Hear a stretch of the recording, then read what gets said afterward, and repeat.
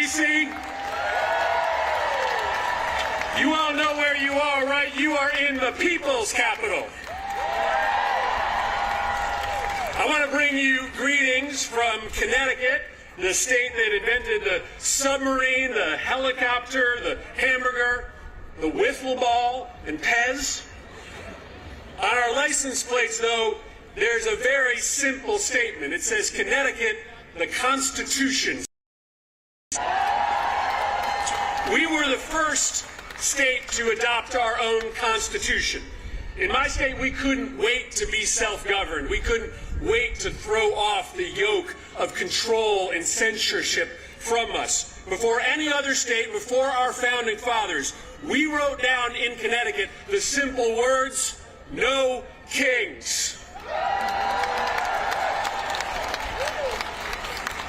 And I'm here today to share with you some unsurprising news. We are not on the verge of an authoritarian takeover. We are in the middle of an authoritarian takeover.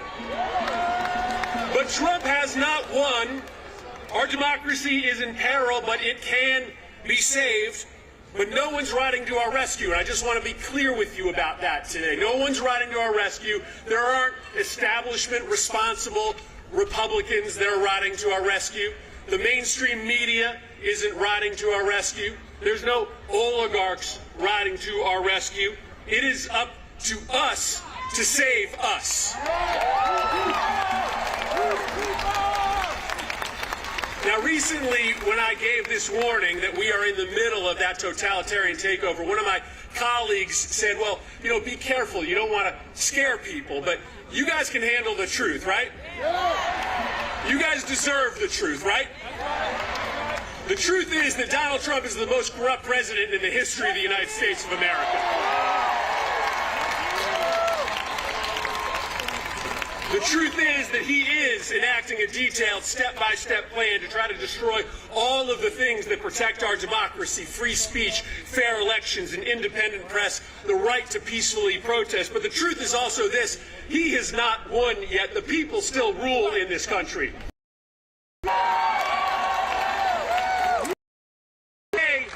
And today, all across America, in numbers that may eclipse any day of protest in our nation's history, Americans are saying loudly and proudly that we are a free people. We are not a people that can be ruled. Our government is not for sale. No king! No king! No king! Now, I want to be honest with you about what's going on, and you know it. As we stand here today, the government is shut down, and shutdowns are painful. They hurt people. And frankly, that's why there was not a single government shutdown when Joe Biden was president and Democrats were in charge of Congress. Because we acted like adults. We negotiated with Republicans. We found common ground. We kept the government open. But today, Trump is telling Republicans that they shouldn't even show up in Washington, D.C. The House Republicans have been on an unplanned vacation from D.C. for 5 weeks.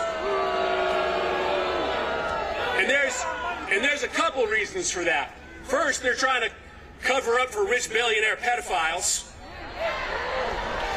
But second, because Trump does think that he's a king, and he thinks that he can act more corruptly when the government is shut down.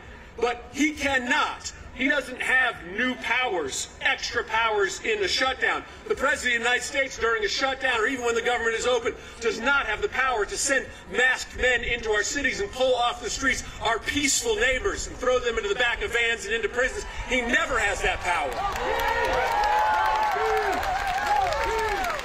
Whether it's a shutdown or not, the President of the United States does not have the power to use the FCC and the Department of Justice to censor our speech, to tell us that we cannot speak truth to power when we are protecting our democracy. He never has that power. And let me just say that I'm very proud of my Democratic colleagues who have drawn a line in the sand. And let me just speak for myself for a moment about this shutdown.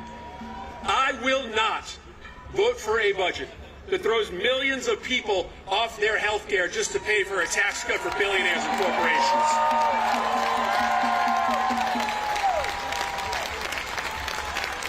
I will not vote for a budget that doesn't put some serious checks on President Trump's destruction of our democracy.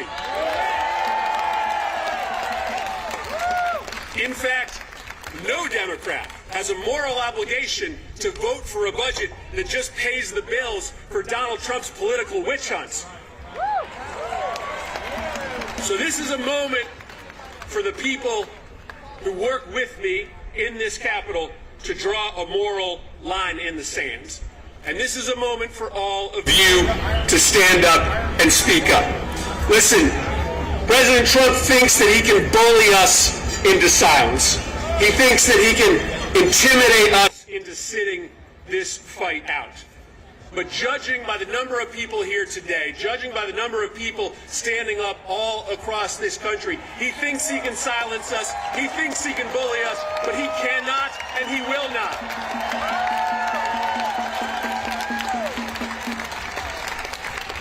And the last thing I want to say to you is this. It's a simple thing. I get it that when you wake up in the morning, like me, you are filled with anxiousness, with anger about what is happening in this country. But I also want you to feel something else. Because this experiment, 250 years in, this bold, revolutionary experiment of self-governance in a nation that is a melting pot, where we are stronger because our differences from each other, right? That is a miracle that it has lasted for this long. And every single one of us needs to understand that when we wake up every day, we have an obligation, a duty, a responsibility to fight hard to protect that bold experiment. So I wake up every day filled with that same anger and anxiety. But I feel lucky that I am on earth at a moment where I can stand up on my 2 feet and have something to say about maybe the most defining fight of our lifetime to protect American democracy from ruin. I feel anger and anxiety, but I frankly feel joy that I have something to say and that I can tell my kids and my grandkids that when the moment came, I stood up to protect and save American democracy from ruin. And so you got a lot of awesome speakers here today. I heard a rumor that a guy named Bernie Sanders is in the house.